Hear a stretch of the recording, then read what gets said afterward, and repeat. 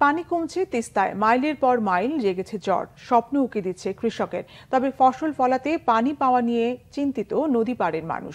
কষ্টে বোনা ফসল শেষ পর্যন্ত ঘরে তোলা নিয়ে শঙ্কায় তারা।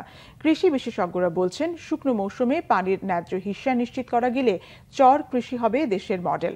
উত্তরের নদী নিয়ে জুয়েল আহমেদের 3 পর্বের রিপোর্টে আজ থাকছে শেষ পর্ব। আশা জাগানিয়া তিস্তার এখন অন্য রূপ। রাক্ষসী নদী এখন চাষযোগ্য জমি। পুরো নদী জুড়ে যেন ধুম পড়েছে চাষাবাদের। শীত শুরুর আগের এই সময়টাতে তিস্তায় জাগে অসংখ্য চর, চাষ হয় নানা ধরনের মৌসুমী ফসল। নদী পাড়ে মানুষের ভরসা রবি ফসল, কিন্তু ফসল চাষে পদে পদে হোঁচট খেতে হয় তাদের। আকাশ ছোঁয়া কৃষি উপকরণের দামে নাকাল কৃষক।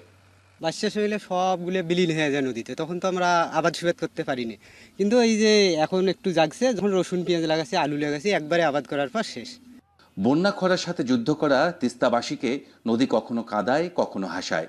নিরন্তর যুদ্ধ চলে এখানকার কৃষকদের। তিস্তার পানির অধিকার আদায়ের অপেক্ষা শেষ হয় না তাদের।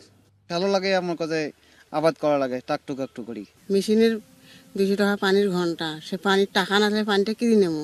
সার পানির যা দাম, তেলের দাম, আমরা যদি পানিটা ঠিক মতন পাইতাম, নদীর প্রবাহ মানে যে পানিটা পাওয়া যায়, এটা যদি আমার সঠিক মতো বন্টন হইতো তাহলে আমাদের অনেক সুবিধা হইতো। কৃষি বিশেষজ্ঞরা বলছেন, সমন্বিত উদ্যোগ ও তিস্তার পানি প্রাপ্তির নিশ্চয়তা পেলে চর কৃষি হবে দেশ সেরা। এই তিস্তা নদী যদি আমাদের পানির প্রবাহ সঠিক থাকে, বিশেষ করে আমাদের শুকনো মৌসুমে পানির প্রবাহ সঠিক থাকলে কিন্তু সেই পানিটাকে আমরা কিন্তু সেচ কাজে ব্যবহার করতে পারি, উৎপাদন খরচ কমে যাবে। পরিসংখ্যান বলছে, কৃষি অঞ্চলের 5 জেলায় 434 চরে 82,000 হেক্টরে 34 ধরনের ফসল ফলে।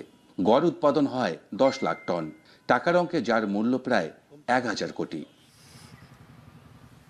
কমছে পানি, জেগেছে চর। আগামীর স্বপ্ন বুনছেন তিস্তাপাড়ে মানুষ। মৌসুমী ফসল চাষে ব্যস্ত সময় পার করছেন অনেকেই। তবে শঙ্কা রয়েছে শেষ পর্যন্ত হাসি মুখে ফসল ঘরে তোলা নিয়ে। জুয়েল আহমেদ, বাংলা ভিশন, কাউনিয়া, রংপুর।